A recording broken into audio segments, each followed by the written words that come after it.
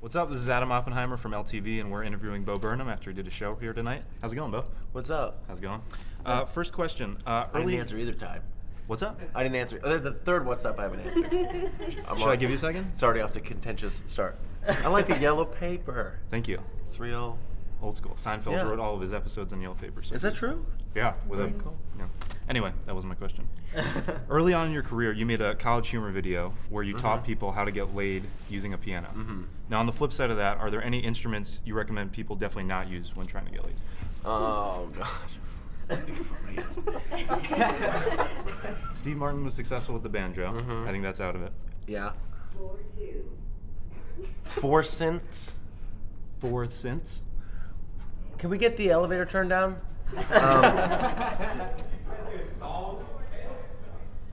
Okay, sorry, what was it? Unsexy instruments? Yeah. Like what wouldn't get you 4 synths at the same time? Yeah. Keyboard's not a good one. But Weird Al does that successfully too, and I think he gets laid also. You know about Weird Al's sex life? I talked to him. He said he's doing well with it. Oh, cool. Yeah. Pretty good in his mid-50s. Weird Al's doing well sex-wise, but Great. 4 synths? Yeah. Am I saying that right? I don't know what you're 4 synths. 4 like, sipes? Was that the gesture of it too? What you were Let's keep going. We're all good. Why? That's it. Sorry. Oh, that's it? No. This is the entirety of your journalistic endeavor. We're gonna come back to. Okay, good. Okay, cool. Oh, we're going down the line. I get this. It's a line thing. Oh no, I thought we were doing. No, you do all of them. Oh, really? What are you doing? Cool. All right. Cool. Okay. More serious Just question. pan over to them. Show these three. Show this. Show them. Look at that. the back of them.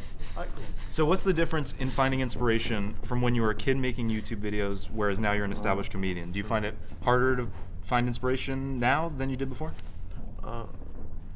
No, I never know. I never quite knew what that meant in terms of like finding inspiration.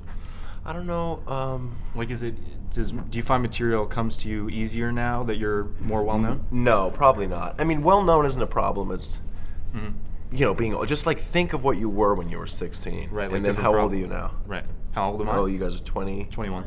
Yeah, like think of when you were 16, how different you are than now, and then you'll probably. I feel the same way about your age that I was. You know, what I mean, you're so different from 25 to 16.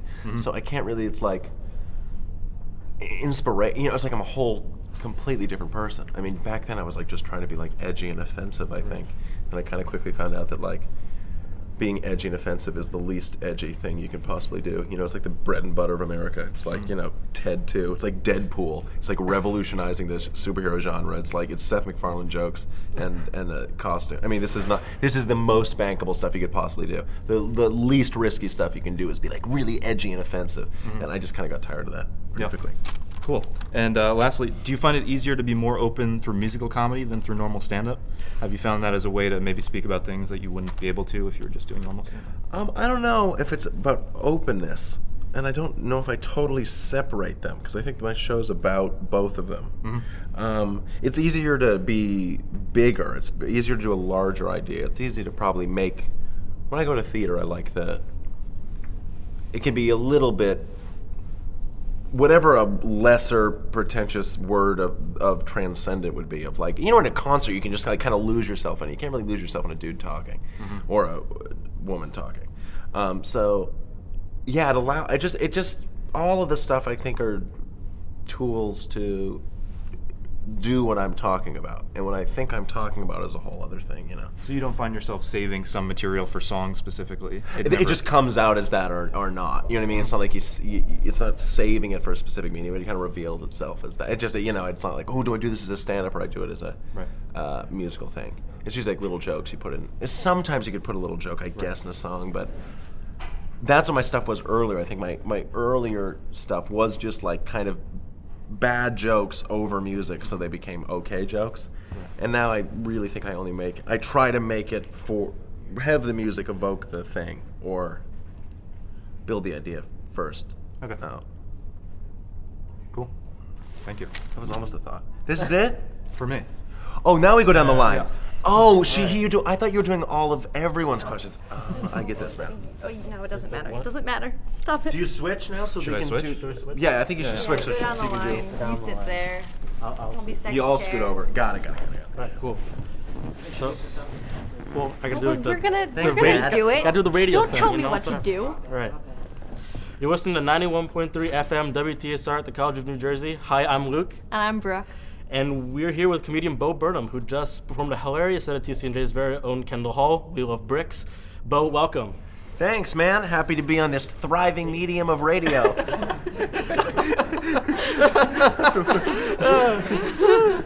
All right, cool. So first off, you've come into comedy with a much more theatric and like classical style comedy. Do you see yourself continuing with that style because it contributed to your success, or do you like see yourself branching into other realms of comedy?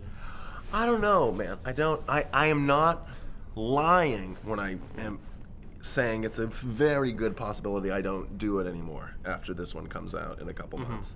There is a real possibility of that. The show is sort of about my anxiety towards performing. I mean, today was fun and we screwed around with the kids and stuff. But you'll see in the special what it kind of is about. Yeah, I like writing. I feel like I'm a writer, so I'd like to continue to write. I'd love to continue to make theater shows maybe for other people, but I might be reaching the end of the line for me. So like more poetry books and stuff like that possibly? Yeah, or writing a show for another person, or like a stage show or musical or something. I'd be more into I'm a little tired of myself. I'm a little tired of writing for myself. I kind of want to collaborate a little bit. There's only so much I can do, and so much of what I write is limited by my ability. Like, I'm not a great singer or anything. It'd be so great to write for someone who can really belt. Speaking of writing, Am I coming up on this? We're Yeah, using good. their audio. Okay. So speaking of writing, actually, you worked on a screenplay a few years back. What was the most difficult part about translating your style and sense of humor for like the screenplay medium as opposed to like a theatrical show? Well, I write a lot of, I really enjoy writing screenplays and stuff, and the key for me is not to translate it. That it is not that. People want to make my stage show into a television show, and it isn't that.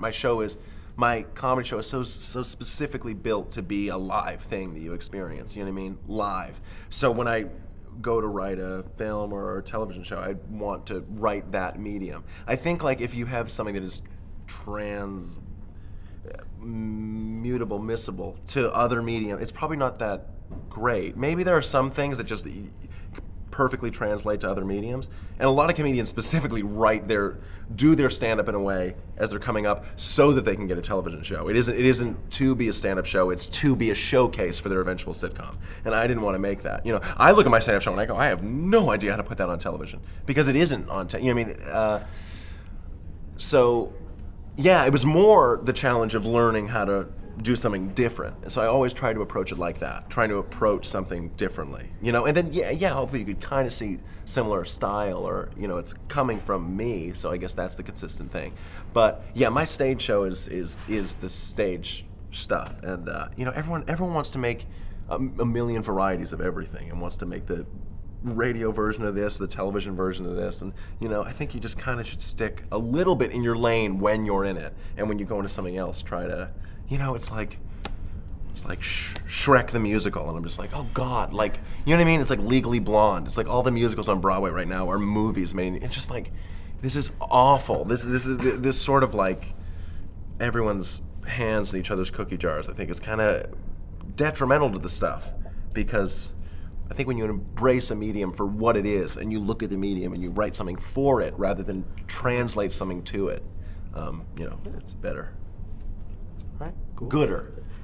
And finally, the people want to know, why did you stop using your Vine account? Will there ever be an out you pursue again? Baby. Yeah. Because Vine became a cesspool of. It's so funny because I started on YouTube, making videos there, and I was able to see, like, over the course of 5 years, that community sell out and become derivative and horrible. And over the course of 5 years, I got to see, like, original videos made by people turn into, like, thumbnails of girls' cleavages and clickbait bold titles. And Vine, you got to see it happen 10 times quicker. Yeah. Within 3 months, people were like, hacked the app so they could upload their own stuff, and they were like selling, everything else was an ad, and and I was like, this is not fun anymore, and I'm walking away. It was fun when I did it, really fun. And I felt a bit like I was at YouTube in like the golden age. It's all that, I'm talking about YouTube because I think it's the same answer for me. Oh, yeah. And like, in 2006, 2007, when I was 16, 17, you guys were 10, whatever, I was convinced, like, and I think most people were like, oh, Oscar-winning movies and shorts and everything will be YouTube videos in 8 years. Yeah. It has not happened. And the reason it hasn't happened is because, like, it just sucks. I mean, go on YouTube and look at like a majority of user-generated content. It is god-awful. I know there's some really good stuff, and I know there are probably a lot of people doing good work. They're not getting the most views. The most popular people are, you want to talk about like translated mediums and derivative stuff. It's just like kids talking about other pop culture. It's the Tonight Show posting their own clips on it. Yeah. This was supposed to be like the medium that bypassed all the corporations and bypassed all this stuff, and it isn't. We lost the internet. I stand by that the internet it had a chance to be like the people's medium, and we lost. And like, you know, every Tonight Show clip and even, I'm just saying, even John Oliver's like whole thing, I'm like, I love him, but I'm like, this is just awful that the most viewed videos of the day are, it's really just a medium for, anyway, woohoo! I can go all day about that. So Instagram videos where you're going for. Exactly. Yeah, okay, cool. Exactly. Right, awesome. Instagram is the new format. Awesome. Snapchat. Cool. So I know you touched upon this, but do you ever get backlash from people who don't understand your songs like Kill Yourself? And do you ever feel the need to cater to the idea of political correctness? As you see, I didn't do that song tonight for that reason. Yeah. But the song that, yeah. The thing about political correctness is that like, for comedians it's a problem. Who cares? The fact that like the young people might be coming into their morals and be a little irony deaf in exchange of not being bigoted is fine.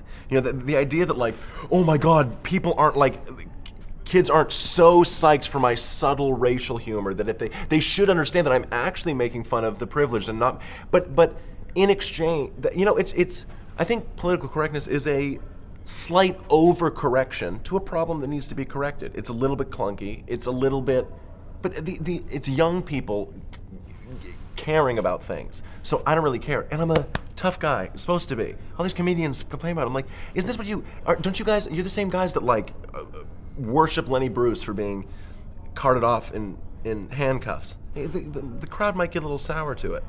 But yeah, I can defend, and it isn't so much the crowd or political correctness, but I can defend everything I do up there. I don't think anything is bad. And I do believe that comedy can be bad. I don't think if it's just funny, it's funny. Some of the worst times in my life have been being laughed at. I think that's everyone's feeling. Laughter's not a good thing inherently at all. But I can defend everything, you know. But I could also, if someone were to say, I didn't like that, the point that you're making doesn't, like the point I'm making when I get called, like the show calls me a faggot in the show. If someone were like, I don't like hearing that word, I just don't like hearing, I'd be like, that's completely fair. I mean, I can defend it in terms of like what it does in the show and what it is for me. But if someone's offended, that's completely fine. I mean, that's what you're doing. You're putting, you're asking for people's judgment and you're asking for their approval. So you might not get it. So who cares? I don't know. I just think like if comedians spent half the time working on their shows that they did talking about comedy or talking about the problems with comedy would be a lot better. It's a lot of guys sitting around in smoky comedy clubs talking about the idea of their lives for 3 hours a day and performing for 10 minutes. You know, so it's all crap. And I called this when it happened, sorry. When this PC stuff happened, some unnamed comics were on Twitter going all about it, and I went at them, and I went like, because they're all complaining about PC-ness, and I was like, it's not true, what are you talking about, it's fine. And then 6 months later, who happens to be championing the anti-PC movement but Donald Trump? And I'm just saying, I'm not, if you're for him or against him, all those comedians are against him. And you can see that like, anti-PC is the world's too PC. You can't even write dirty Jew on the wall anymore. You know what I mean? That's like what it really is. It's like, you know, it's good. It's a good thing. It's a good thing that people feel like they should, you know, be nicer to people. It's society. You're not gonna go to prison, but it's like if you're not nice, you're gonna get a slap on the wrist. You should be nice. Who cares? Whatever. And if comedy goes down the drain because of it, good. I don't give a crap. Good old question one. Or do you think that students can relate to your comedy more over others, since this is your like target demographic? Yeah. I mean, I don't have a target demographic. I mean, I do practically probably have a demographic that is ends up being the target. I don't have a target. I'm like trying to in some way. But yeah, for sure. I mean, I definitely am lucky because I really can't take the idea of a multi-millionaire who's been on top of the comedy world forever being really upset about, I don't know. I just, Anthony Jeselnik is a good friend of mine. Like, say friend of mine. If he says good, he'll make fun of me forever. Like, he performs at colleges all the time, and he's like, bring it on. If you don't like it, bring it on. This is what it's about. What, are you scared of a bunch of 19-year-olds that are like, taking sociology classes? Like, who cares? I'm saying, like, what's the flip to it? I don't know. The idea is there's this hostile environment towards these things. I just think, like, I don't know. I get to get up there and talk for an hour. If someone wants to write an angry blog or an angry article about it, it's the least they can do. Everyone wants to express themselves. Everyone wants to be heard, right? And it's all these comedians that get up and are just heard nonstop forever, get so angry when the audience has the same impulse, whatever. That makes sense. So this one's a little bit more serious. More serious? Yeah, I guess more serious. So prepare yourself. All right, so during the last song of your tour, and obviously you did today, you mentioned feeling like you had to put your fans' happiness kind of before your own. Do you feel like your success is worth it, or does it ever make you want to stop? Yeah, well, the truth is about like all that stuff is that like it's still me on stage is still a character. Right. It still kind of is. It is me as a performer. So for me as a performer, them liking me or not is life and death. The good thing is, and truly in my real life, I have strong personal relationships and stuff that fulfill me to the point where I don't totally 100% need this.